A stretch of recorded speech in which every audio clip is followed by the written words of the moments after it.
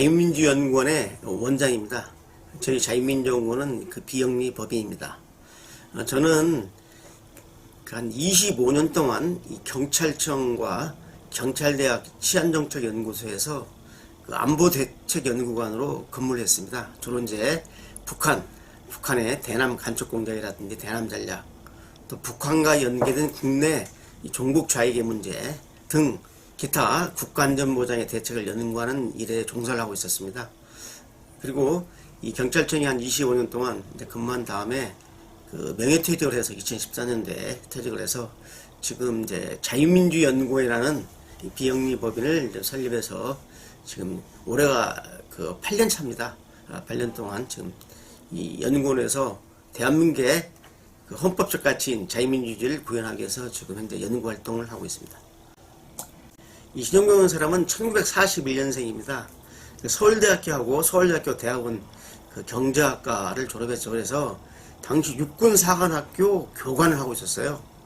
그때 이제 1968년도에 당시에 통일혁명당 사건이 터집니다. 이것은 북한과 연계를 맺어서 북한의 지령에 따라서 국내에다가 결성한 지하당입니다. 북한의 대남 지하당인 통일혁명당 사건에서 이 통역당의 2인자가 이제 김진락이라는 사람인데 이 서울대 정치학과 출신인데 이 김진락의 그 후배로서 이제 이 후배인 바로 신용복이가 포섭이 돼가지고 통일혁명당 노선에 동의를 하고 거기에 참여를 한 거죠.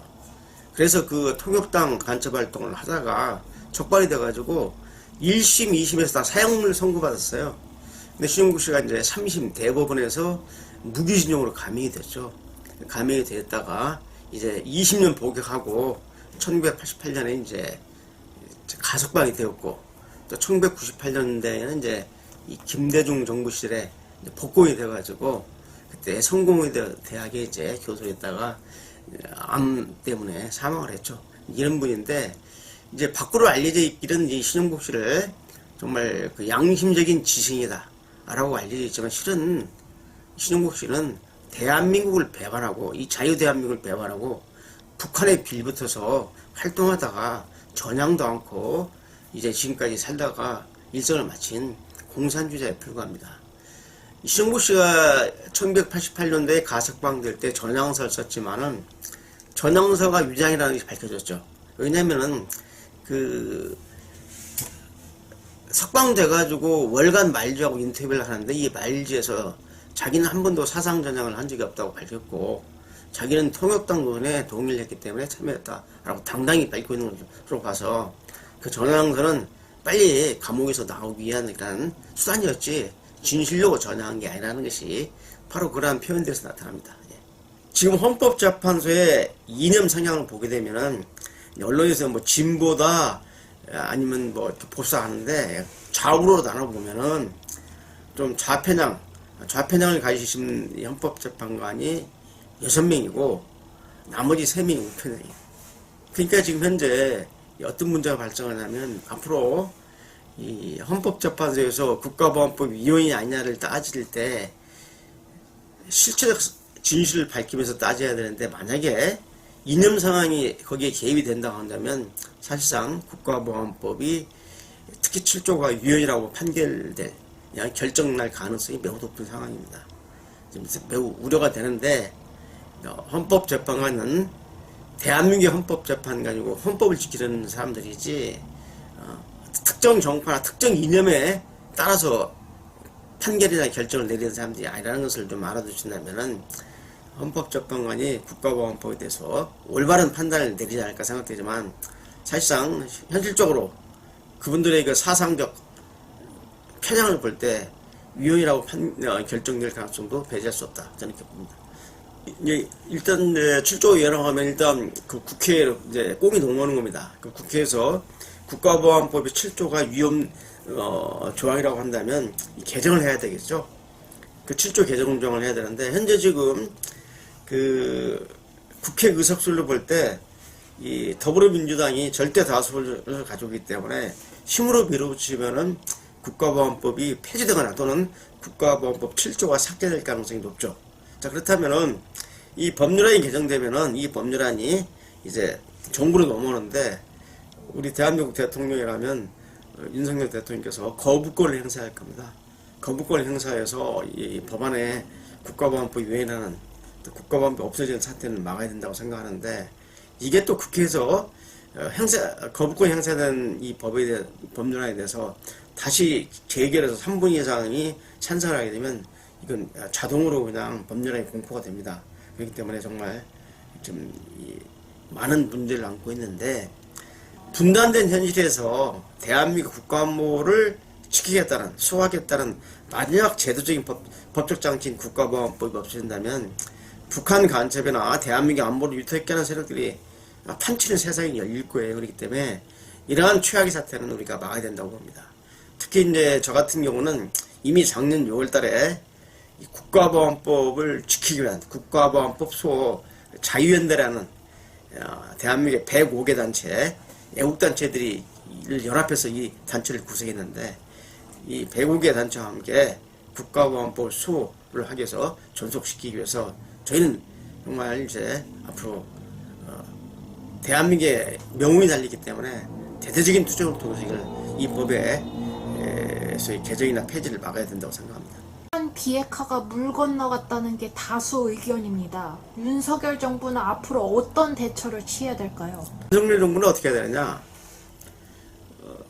지금 그 북한의 핵 보유가 이제 결정적으로 굳혀진다면은 이제 우리도 핵으로 무장해야 된다는 핵 무장론이 하나 나오고, 두 번째는 우리가 핵 무장하면 한반도 또 동북아의 긴장이 더 고조되기 때문에 미국의 핵을 활용하자. 그래서 미국 핵을 갖다 서로 공유하는 핵 공유조가 나오고, 그 다음에는 90년대 한반도 비핵화 공동선언 이후에 미국으로 다 반출했던 전술핵 무기를 다시 한반도에 우리 대한민국에 재배치하자 하는 이런 문제가 이제 있는데요.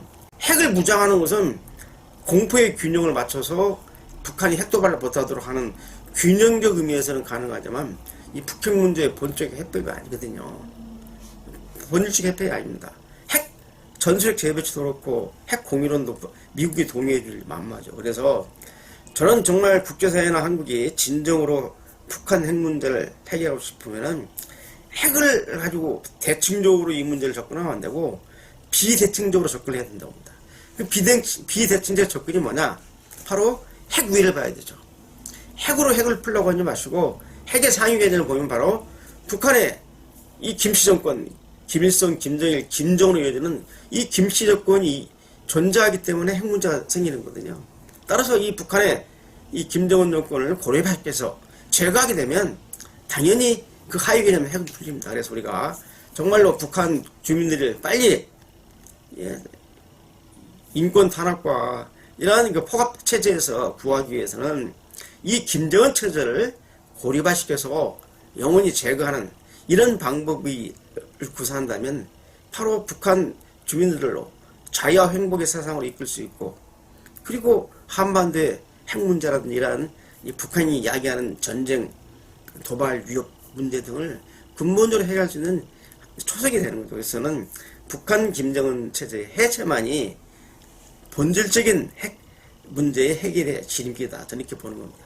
기본적으로 우리가 북한에 대해서 북한 방송을 국내에 허용하면 결국은 북한도 상호주의 입각해서 우리 대한민국 방송을 북한에 허용할 것이고, 그러면 북한의 대한민국 방송을 보면서 대한민국의 자유의 이 바람이 북한으로 가지 않겠냐는 이런 순진한 발작에서 나온 건데요. 우리 대한민국이 북한 방송을 해외도 북한은 절대로 이 김정일 체제 때는 절대로 대한민국 방송을 허용할 일 만무합니다. 그러면 이 북한 방송이 대한민국을 상대로 각종 북한 체제를 선전하는 내용으로 일관되는 이런 영상들을 우리 대한민국에 무비판적으로 보여주게 되면 북한에 대한 경제지식이나 북한에 대한 올바른 인식을 갖지 못한 젊은 청소년들은 완전히 북한의 이러한 그 대남 선동 심전의 소위 그 먹잇감이 되어가지고 우리 젊은 청소년들이 올바르게 균형적으로 북한을 보는 게 아니라 북한의 악의적인 선동에 그대로 말려들어가지고 북한 천사로 생각하는 이러한 소위 잘못된 북한관을 가질 수 있거든요. 그래서 일방적으로 대한민국의 자유민주주의를 무장시키는 겁니다. 문재인 정부, 문재인 정부도 하지 않는 일을 윤석열 정부의 통일부 장관이 한다는 건 나는 그분의 이 뇌 구조를 잘 모르겠어요. 정신 차리세요. 지금 문재인 정부도 하지 않는 일을 지금 하겠다고요? 누굴 위해서? 북한 좋으라고요? 정말 정신 차려야 돼요. 저러면 어떻게 통일부 장관 하는지 저는 이해가 안 가요. 저하고 제 이 발언에 문제가 있다고 생각이 되면 언제든지 일대일로 공개적으로 저하고 토론합시다. 이런 소리의 문제점을 말씀드리면 한반도 문제의 당사자는 대한민국과 북한인데 지금 이 종전선언의 주체가 대한민국은 빠져 있습니다. 왜 빠지냐고 보니까 이 북한의 주장이 야 대한민국 너는 미제국주의의 하수인에 불과해. 그러니까 한반도의 평화 문제를 종전 문제를 따질 때는 너는 자격이 없어. 네 상전은 미국과 직접 거래했다.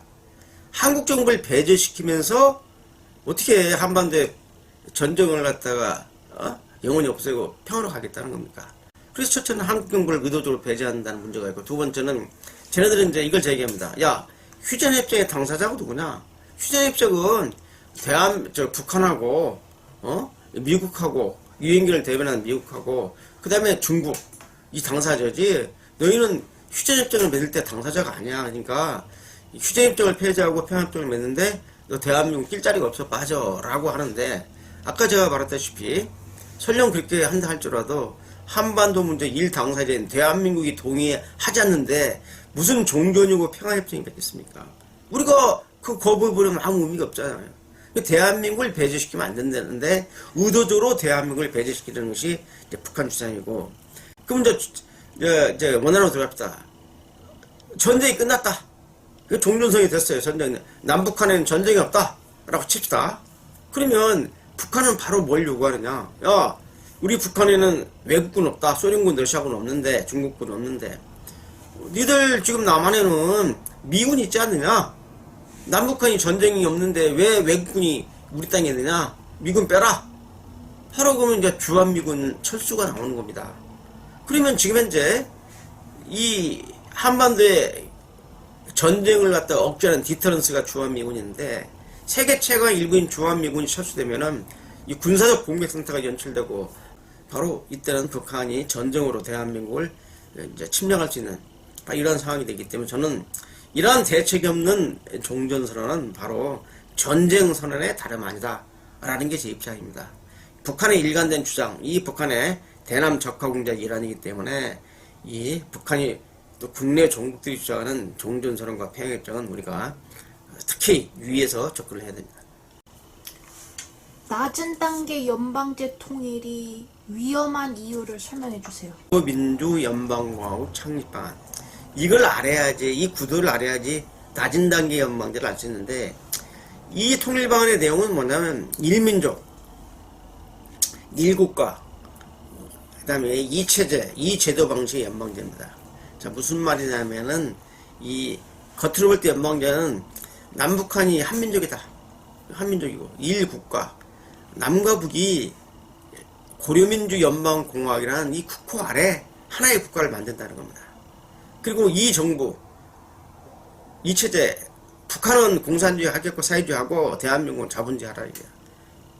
또 대한민국은 대한민국하고 북한은 조선민주인민공화국 이 정부를 가지고 있다는 거예요. 그럼 연방정부에서 뭐야? 연방정부는 하는 일은 딱 크게 세 가지죠. 정치권하고 국방권하고 외교권을 갖는 겁니다. 이 연방정부가 그거 하고 나머지는 각 대한민국은 대한민국대로 나머지 모든 권한은 남북한 지역자치정부가 행사하라는 거거든요. 그런데 언뜻 보면 이게 좋은같이 보이는 여기에 함정이 있습니다. 이렇게 연방제를 하기 위해서는 선결 조건이었다. 그게 무조건 이렇게 하는 게 아니라 선결 조건 첫째는 뭐냐 남한의 민주정부가 들어서야 된다. 북한에 관한 남한의 민주정부는 용공 종북 좌익정부를 의미하는 겁니다. 두 번째 주한미군이 철수돼야 된다. 세 번째는 남한에 있는 민주애국 인사를 다 석방하고 남한 민주역사를 억압하는 이러한 국정원 등등 대공수사기관은 다 해체시켜야 된다. 이러한 것들을 전제 조건을 하고 있어요. 저 주한미군이 철수돼 버리면 어떻게 됩니까? 연방제 통일한다고 해서 주한미군 철수돼 버리면 바로 여러분 알다시피 군사적 공격센터가 연출되고 이 틈을 통해서 북한이 무력 침략하겠다는 거 아니에요. 이 전형적인 북한의 대남 적화 전략의 그 하나의 그 속성인데, 낮은 단계의 연방제가 더 없었습니다. 자, 이 낮은 단계의 연방제는 뭐냐면은, 재밌는 게 뭐냐면, 연방정부 행사하던 정치, 외교, 국방권마저, 완전한 통일과로 가기 전까지는 각각 남북한 지역자치정부가 다 행사를 해야. 남북한의 중요한 문제에 대한 이익 조정만 하고, 기타 문제는 니들이 다 행사하라. 그러니까, 그동안에 높은 단계 연방제 때는 그 선결 조건이 있어가지고 조건이 있었는데, 여기는 조건이 빠졌다. 그러니까 낮은 단계 연방제야말로 남북한의 통일할 길이라고 하는데, 그렇지 않습니다. 그 함정이 뭐냐면, 낮은 단계 연방제로 남북한이 하나의 국가를 형성하는 바로 그 순간, 남북한이 하나의 국가인데 왜 남한에 외국군인 미군이 있느냐? 미군 나가라! 라고 북한이 요구하면 하나의 국가인데 우리가 외국군을 가지고 있을 명분이 없잖아요. 당연히 주한미군 철수가 될 겁니다. 또 국가보안법 없애야 됩니다. 남북한이 하나의 국가인데 남한 국민이 북한 정부 고무차장했다고 잡아넣는 법이 있으면 되겠느냐? 그 다음에 민주애국인사, 그동안 북한을 위해서 열심히 했던 간첩들 같은 민주애국인사라고 이렇게 북한은 호칭하죠. 민주애국인사를 다 삭방하라. 남북한이 하나의 정부가 됐는데 무슨 뭐 북한을 위해서 일했다고 그 남한 감옥에 쳐넣으면 되겠느냐? 다 풀어라 할 때 방법이 없는 거죠. 그래서 낮은 단계 연방제가 더 무서운 거다. 왜? 선결 조건이 없기 때문에, 선결 조건이 있을 때는 우리가 경계를 하는데, 선결 조건이 없기 때문에, 다 된 것처럼 얘기하지만, 느슨하게 남북한이 하나의 국가로 통합하는 순간, 이런 일이 벌어진다는 거죠. 그렇기 때문에 위험하다.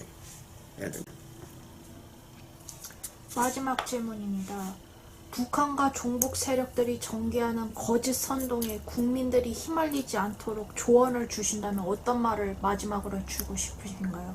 우리 정부가 이 북한의 선전소동 수단을 갖다가 차단시키는 이런 방법을 모색해서 차단을 시켜야 되고, 지금까지 열려 있어도 올바른 안보교육, 올바른 국가관, 올바른 역사관을 주입시켜가지고 이런 북한의 선전선동에 우리 국민들이 노란하지 않도록 해줘야 되는데, 이게 지금 그게 안 돼. 전혀 교육적인, 초중고 교육도 그렇고 성인교육도 안 돼 있어요. 그래서 지금 대한민국이 북한의 선전선동, 대남 침략에 지금 놀감이 되고, 놀이마당이 되고 있는 이런 상황인데, 우리 정부가 확고한 이러한 국가관, 역사관, 안보관을 갖다 교육시키고, 또 여기에 따르는 이러한 북한의 이러한 불법적인 이러한 대남 침략을 막을 수 있는 차단책을 강구하지 않는 이상, 우리는 북한의 대남 침전에 당할 수 없다는 게 제 생각입니다. 그래서 이제는 이 선전선동, 가짜뉴스가 특히 북한에 대한 올바른 이 가치관을 형성하지 않는 젊은이들한테는, 어린애들한테는 선전선동이 매우 무섭습니다. 저희들 같은 경우는 북한이 교묘하게 선전선동을 해도 이건 거짓말이야, 저건 잘못된 것이야 하고 믿지 않지만은, 북한에 대한 이런 확실한 정보가 형성돼 있지 않는 이런 젊은 청소년 국민들은 다 북한의 학습선전에 가짜뉴스에도 원할 수도 있거든요. 그래서 이 문제에 대한 그 차단에 대한 여러 가지 그 대책을 바로 정부가 앞장서서 강구하고, 또 민간 차원에서도 이 북한의 대남 선전선동에 대해서 낱낱이 대응을 해줘야 됩니다. 예를 들어서 국가보안법을 없애자고 하면 왜 국가보안법은 필요한가? 북한에서 주한미군을 철수하자고 하면 왜 주한미군은 필요한가? 이런 식으로 낱낱이 체계적인 그런 대응론을 세워서 우리도 같이 대응을 해줘야지, 그냥 북한은 일방적으로 선동하고 있는데 우리는 당하기만 있다? 당하기만 하고 있다는 것은 잘못된 거죠.